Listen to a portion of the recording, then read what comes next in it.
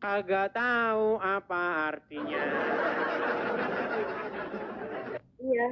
Betul kan? Saya nggak tahu artinya, cuman baca-baca doang, ngaji doang. Artinya saya nggak tahu, ya. Betul, itulah sebabnya Anda masih Islam. Kalau Anda baca artinya, Anda akan terkejut. Semenjak saya nonton Bang Edis itu, saya sekarang sedikit demi sedikit lagi lagi baca Al-Quran sama artinya. Nah, gitu. Nanti kalau Anda sudah baca artinya, percayalah, tidak lama lagi atau waktunya sudah dekat, siapkan telepon, nomor telepon tukang loak. Tahu tukang loak kan? Yang suka ngangkatin kardus, buku-buku bekas. Kalau di kampung saya di Sunda bukan tukang loak, tukang kokorompong. Kokorompong, ya itu angkat tukang kokorompong. Supaya diangkat buku-buku ini supaya jadikan bungkus pecel.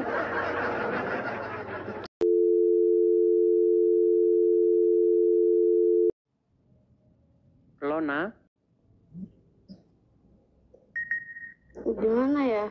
Semenjak ngikutin Edis TV itu yang saya nggak tahu ya jadi tahu. ya tapi masih Islam. Masih Islam, sungguh nekat yang nyata. Sungguh nekat ya. Coba apa-apa yang tadinya kamu tidak tahu lalu menjadi tahu setelah nonton Edis TV? Apa-apa? Seperti yang Bang Edis bilang itu, yang Nabi Muhammad menikahi Aisyah 6 tahun ya kalau nggak salah ya. Dan digauli atau hidup berumah tangga ketika berumur 9 tahun. Iya, itu saya baru tahu. Terus ada setan di hidung, itu saya baru tahu. Anda merasa bagaimana ketika mengetahui itu? Merasa gimana ya? Merasa aneh aja gitu Bang Edis. Dengan Muhammad, dengan tokoh Muhammad yang selama ini Anda dengar baik, demikian, sempurna, suri tauladan. Tiba-tiba Anda tahu ini, terkejutlah Anda ya. Sangat terkejut sekali Bang Edis. Terkejut sekali. Ya, mungkin butuh proses kalau jadi semuanya itu nggak semudah membalikkan telapak tangan, saya mengerti. Apalagi sudah Islam, sudah mendarah daging, terus tahu keadaan seperti ini, akhirnya buyarlah semua ya. Yang taunya Muhammad, Rasul gitu, suri tauladan, tapi kok ternyata begini gitu ya. Saya juga sih sadarnya sih, maksudnya saya kan muslimnya kan muslim keturunan ya. Nggak mendalami juga. Kan saya sering bilang kalau kan saya sering bilang, banyak yang nggak paham. Ya kan saya sering bilang, alasan seseorang menjadi Islam karena dia nggak ngerti apa-apa tentang agama Islam atau tidak mengerti tentang agama Islam. Seandainya dia mengerti, maka dia akan meninggalkannya.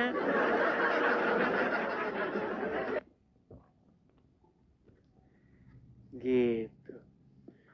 Hanya menyampaikan itu saja kalau atau ada yang mau disampaikan kepada pemirsa nih, 19.700 orang. Gimana ya, sebenarnya banyak sih. Apalagi contohnya misalnya? Enggak, gini aja deh. Kalau kayak gini saya jadi gugup, saya jadi gimana ya? Saya ngikutin Bang Edis aja deh. Oke lah. Kalau begitu menonton saja ya. Oh iya, sebentar. Apa itu? Terus saya juga ngikutin yang Bang Edis sama Pak Cakra itu loh. Oke, oh ya. Yang bagaimana saya membahas mengenai agama Islam itu bagaimana itu ya, diskusi kebangsaan itu ya, khusus temanya ya. Iya. Itu Pak Cakra itu juga dulu dia mantan muslim tuh. Emang sekarang udah nggak muslim? Udah bukan muslim lagi dia. Itu orang Aceh itu Pak Cakra itu. Kalau nggak salah dia bilang katanya muslim versi dia sendiri deh, kalau nggak salah ya. Iya, muslim versi dia kan tidak mengakui Muhammad. Orang yang tidak mengakui Muhammad bagaimana mungkin dikatakan dia seorang muslim? Iya kan? Gitu. Iya sih. Ya Muslim, tapi Muslim versinya dia tidak percaya dengan sosok Muhammad begitu. Nah, berkat apa ya namanya, berkat nonton Bang Edis juga yang naik haji itu, ya sekarang jadi masuk akal aja gitu, jadi masuk akal. Iya, Maksudnya? jadi paham. Ya maksudnya yang naik haji itu loh. Yang main lempar-lemparan batu gitu. Iya itu. Soalnya saya lihat di VT-nya Buya Syakur kalau nggak salah. Iya, Buya Syakur. Katanya main lempar-lemparan, main apa ya pokoknya. Camping-campingan gitu kan. Iya, lari-larian. Iya itu. Saya jelasinnya susah, tapi masuk, tapi saya paham gitu. Iya. Tapi jelasinnya susah. Saya dulu pernah cerita gitu sama seorang penjual sate. Saya termasuk salut nih sama ibu-ibu penjual sate ini. Ya kan? Dia begitu rajin kerja, ya kan? Saya ngobrol sama dia. Ibu ini kok penjual sate udah lama sekali, pasti udah banyak duitnya. Dia senyum-senyum saja. Kenapa kok tidak heboh seperti ibu-ibu lain? Saya ini mau naik haji, kata dia. Berapa tahun nabungnya? 30 tahun biar bisa naik haji, katanya dia. Dalam hati saya itu miris loh. Bagaimana mungkin dia seorang ibu rumah tangga membanting tulang, kerja 30 tahun, ngantri 30 tahun. Sampai sana cuman main-mainan, lempar-lemparan batu, cium-ciumin batu, puter-puterin batu. Coba bayangkan kalau uangnya itu untuk muter, untuk modal usaha, untuk menghidupi keluarga dia. Gitu loh. Bukankah ini sebenarnya dalam tanda kutip ini kebodohan yang terus-menerus dibiarkan? Begitu loh. Kenapa kok main lempar-lemparan batu? Katanya rumah setan dilempar makin gede. Bukannya lari setannya, malah makin gede. Malah jadi 3 lagi sekarang. Gimana? Malah jadi 3. Dan korban yang berjatuhan akibat daripada ritual lempar jumroh itu ribuan. Dan setiap tahun itu, hampir setiap tahun selalu memakan korban jiwa. Iya, saya lihat emang. Iya. Padahal di dalam Al-Quran dikatakan sesungguhnya di Al-Baqarah 125 dijadikan tempat itu adalah tempat yang aman. Bagaimana tempat yang aman tetapi tiba-tiba di situ terus-menerus ulang tahun kecelakaan. Ulang tahun selalu terjadi malapetaka di situ. Injek-injekan lah. Kemarin juga perempuan, mohon maaf tuh sampai katanya dipegang begitu. Ada kan videonya, pasti pernah nonton kan? Iya, saya lihat di video. Bagaimana itu jadikan tempat aman? Itu kalau nggak ada orang Jepang, nggak ada orang ini, itu udah jadi genangan air. Ka'bah itu, kalau kalian cek bagaimana sejarahnya, itu tempat kubangan air. Ya, coba kalau misalnya kalian ketik ya, banjir di Ka'bah, kalian akan menemukan bagaimana Ka'bah ini tempat langganan banjir. Makanya saya bilang kalau nggak ada teknisi dari Jepang, ini Ka'bah udah jadi danau. Nih, perhatikan. Ini foto-foto Ka'bah semua ini. Banjir. Ya kan? Banjir terus ini Ka'bah ini. Kerjanya banjir terus. Air terus, ini udah berkurang nih. Kalau banjir di Ka'bah itu sejarahnya sangat panjang nih, sampai berenang orang. Banjir Ka'bah ya, kita lihat nih. Nih, orang sampai berenang tuh. Ya kan? Nih. Ini udah dari zaman sebelum Muhammad ini banjir terus. Nah, kita nggak usah ribet-ribet mau menguji itu. Kita nggak usah ribet-ribet. Sudah pasti Tuhan yang mendirikan rumahnya di kubangan air. Sudah pasti Tuhan-Tuhanan. Pasti Tuhan-Tuhanan. Orang saja nggak ada yang dirikan rumahnya di kubangan air. Mana mau orang diri, saya balik dulu kamera saya ya. Saya balik dulu kamera saya. Coba bayangin beli rumah, oke? Serah terima sama penjual rumah, sama developer, ya kan? Tiba-tiba kita tidur malam, ngorok. Pagi-pagi bangun, tahu-tahu sudah kubangan air di bawah tempat itu. Apa yang akan kamu ucapkan kepada developer, kepada orang yang membangun rumah? Pasti kata-kata gubluk dan kata-kata makian, betul? Ini bengak, ini yang bangun rumah di sini nih gimana? Apa nggak dihitung dulu? Ini bagaimana? Ini hujan kok banjir. Nah, orang saja tukang tidak mau mempertaruhkan namanya, tidak mau mempertaruhkan reputasinya, mendirikan tempat yang akan menjadi kubangan air. Makanya tukang kalau mau bangun rumah, dia lihat air akan bertumpuk di situ, dia bilang, timbun, uruk dulu, baru saya mau bangun. Kalau enggak, rusak nama saya gara-gara ini. Itu tukang yang enggak sekolah, enggak tamat SD, tahu dia. Di dalam Bible dikatakan, Tuhan memerintahkan untuk mendirikan tempat supaya namanya disebut itu di atas bukit, di Bukit Moria. Ada tertulis dalam kitab Kejadian, baca saja. Tuhan memerintahkan di situ. Makanya Tuhan di dalam Bible rumahnya enggak kerendam banjir. Dia menyuruh didirikan rumahnya di atas Bukit Moria.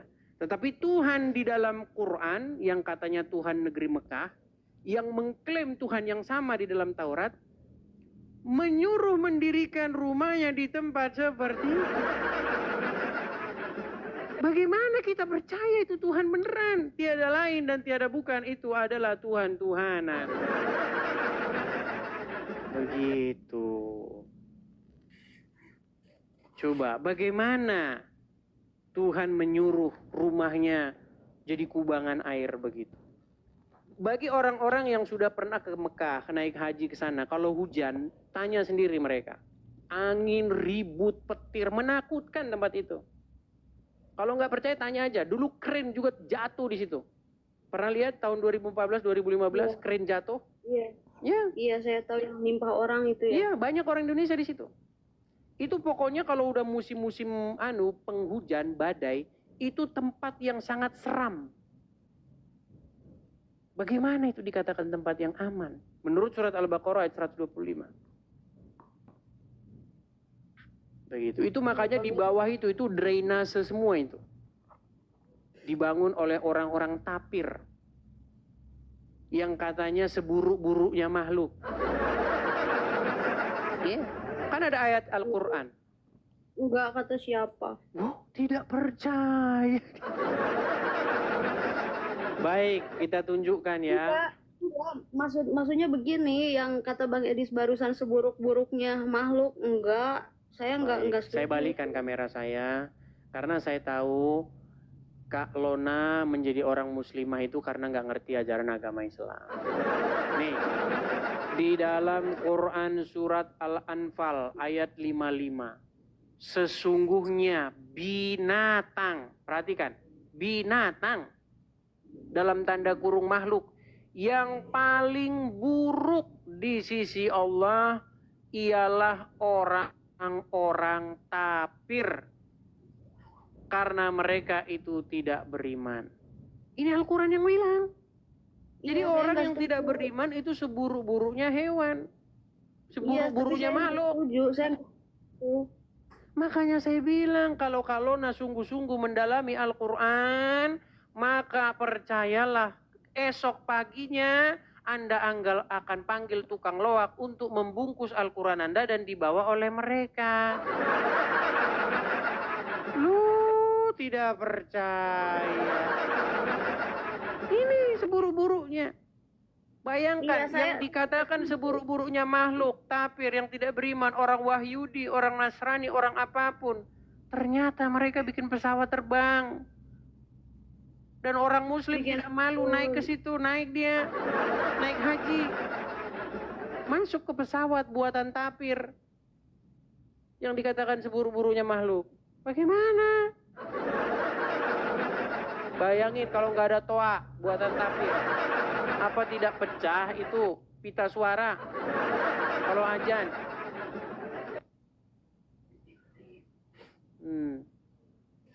Iya, saya nggak setuju itu. Iya, makanya saya bilang begini kalau Anda membaca Al-Quran, Anda pasti nanti tidak akan menyetujui isinya. Selama ini kan Anda baca huruf Arabnya.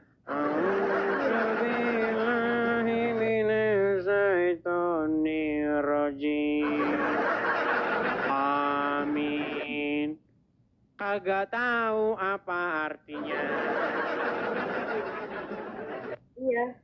Betul kan? Saya nggak tahu artinya, cuman baca doang, ngaji doang, artinya saya nggak tahu. Ya Betul, itulah sebabnya Anda masih Islam. Kalau Anda baca artinya, Anda akan terkejut. Semenjak saya nonton Bang Edis itu, saya sekarang sedikit demi sedikit lagi lagi baca Al-Quran sama artinya. Nah, gitu. Nanti kalau Anda sudah baca artinya, percayalah, tidak lama lagi atau waktunya sudah dekat, siapkan telepon nomor telepon tukang loak. Tahu tukang loak kan? Yang suka ngangkatin kardus, buku-buku bekas. Kalau di kampung saya di Sunda bukan tukang loak, tukang kokorompong. Kokorompong, ya itu angkat tukang kokorompong. Supaya diangkat buku-buku ini supaya jadikan bungkus pecel. Cuman kadang kalau saya ngomong gitu terlalu berlebihan ya. Tapi buat apa buku-buku bekas? Kalau nggak buat bungkus kacang, bungkus pecel, ya kan? Atau bungkus mie goreng.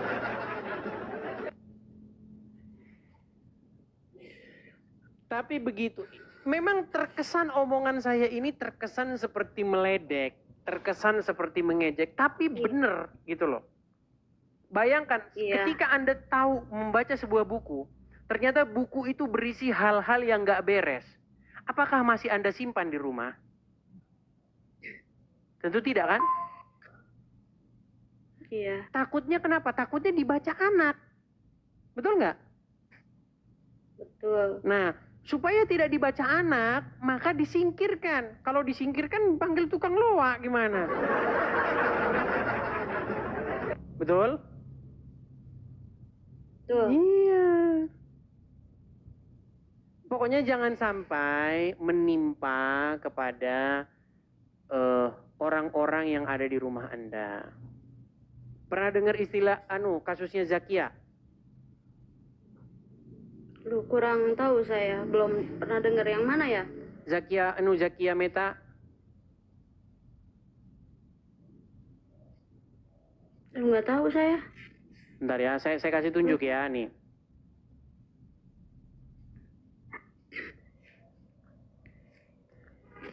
Saya kasih tunjuk. Nih ya. Saya kasih gambarnya. Saya balik dulu.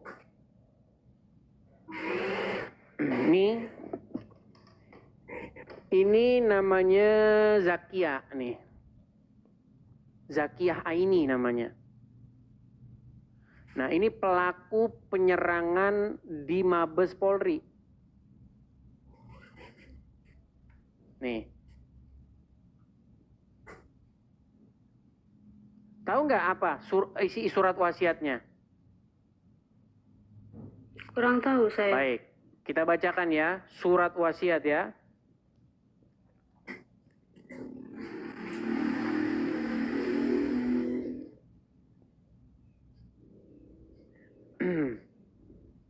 Kita kasih tunjuk, nih dia.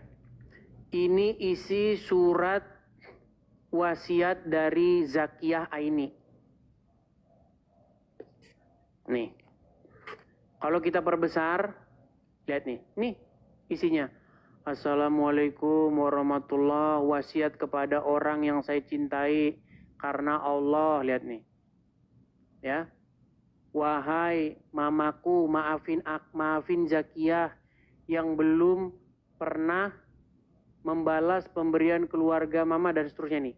Ini bayangkan betapa hancurnya orang tua yang membaca ini surat wasiat. Dia kan sudah meninggal ini di Mabes Polri. Ditembak mati. Kenapa? Coba apa pesannya nih? Apa pesannya dia? Lihat nih. Ya, ini baca ini ya. Apa pesan-pesannya? Nih. Nih. Yang dede mama nih, ibadah kepada Allah dan tinggalkan penghasilan dari yang tidak sesuai ajaran Islam. Serta tinggalkan kepercayaan kepada nih dan seterusnya nih. Tinggalkan kepercayaan kepada orang-orang yang mengaku mempunyai ilmu. Dekati ustadz, ulama. Nih, tonton kajian dakwah. Tidak membanggakan kafir, Ahok. Nih. Dan memakai hijab. Kok Ahok bawa-bawa? Gimana? Ini suratnya ini, baca saja. Ini kan masuk berita kemarin Gempar loh. Nih. Makanya jangan nontonnya ngadu ayam. Nah, lihat nih. Tidak membanggakan kafir Ahok. Terus ya. Dan memakai hijab. Kak. Allah yang akan menjamin rizki. Ini. Coba pertanyaan saya. Buku apa yang dibaca dia? Coba Lona jujur buku apa yang dibaca dia? Pasti bukan Injil dan Taurat. Kalau yang dibaca Injil dan Taurat tidak mungkin dia jadi seperti ini. Makanya buku yang dibaca oleh Zakia ini jangan sampai menurun kepada kalian. Makanya saya bilang buru-burulah, bersegeralah untuk memanggil tukang loak dan membiarkan buku itu dibawa bersama mereka. Gimana? Seperti itu. Kalau Saya itu dulu deh Bang Edis. Oke. Saya beresin dulu baca Qurannya sama artinya semuanya mau diberesin dulu. Nah habis itu saya nanti ada teman juga non muslim kan ada. Nanti saya mau minta dikirimin dipaketin itu. Apa? Alkitab. Mantap. Ya, nanti bisa melakukan kajian sendiri, perbandingan sendiri seperti itu. Oke, gitu saya saja. Sambil belajar sebenarnya. Ya sebenarnya saya pengen belajar, cuman telat ya sebenarnya. Kenapa nggak dari dulu? Nggak ada waktu yang terlambat. Tidak ada kata terlambat. Oke, begitu saja. Begitu saja. Iya. Oke, Ya, saya Bang turunkan Edis, ya. terus saja kasih ya. Oke. Supaya kita paham. Oke, kalau saya turunkan ya. Selamat siang, saya turunkan. Iya.